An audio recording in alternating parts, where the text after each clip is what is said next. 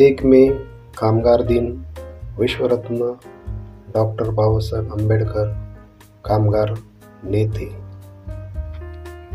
कामगारांचे कामाचे तास 12 तासावरून 8 तास केले. PF योजना सर्व कामगारांना लागू केली. भर पगारी सुट्टीची तरतूद लागू केली. वेतन आयोग लागू केला. पेन्शन योजना लागू केली. CL, EL, PHLC सर्वांना लागू केली. कर्मचाऱ्याचा मृत्यू झाला तर त्यांच्या वारसांना नोकरीची तरतूद.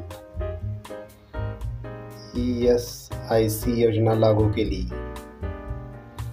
आठवडा सुट्टी सर्वांना सक्तीची केली. महिलांना भरपगारी प्रसूती सुट्टी जाहीर केली.